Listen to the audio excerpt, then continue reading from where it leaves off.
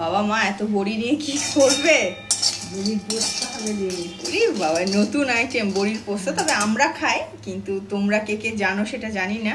তবে আমরা কিন্তু বড়ি পোস্তটা খাই এবং আমাদের খুবই ফেভারিট একটা ডিশ। হ্যাঁ, পোস্ত আমরা অনেক রকম করে খাই, এটা হচ্ছে বড়ি পোস্ত। একদম জাস্ট 5 মিনিটেই রেডি হয়ে যাবে।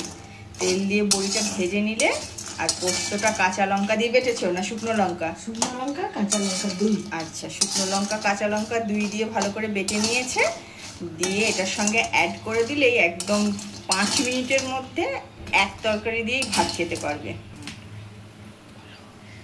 ছাঁকা তেলে রান্না করলে ভালো হয় না, একটু অল্প অল্প তেল দিয়ে নেড়ে নেড়ে করতে হবে। মানে ছাঁকা তেলে বড়িটা ছেঁকে ভেজে নিয়ে করলে অতটা স্বাদ হয় না, টেস্ট আসে না। আচ্ছা, অল্প অল্প তেল অ্যাড করতে হবে, একটু একটু করে ভাজতে হবে। পুড়িয়ে পুড়িয়ে করলে এর টেস্ট একটা বিউলির ডালের বড়ি, গন্ধটা বিউলির ডালে ভালো করে বেরোয়।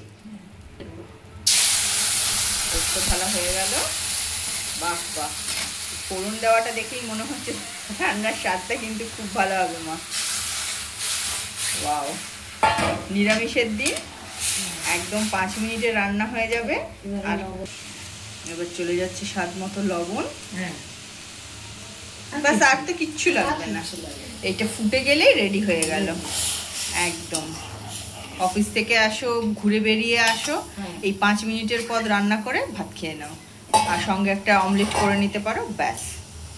তোমরা কে কে এই বড়ি পোস্ত খেয়েছো জানিও কিন্তু, আর লাইক কমেন্ট শেয়ার করে পাশে থেকো বন্ধুরা।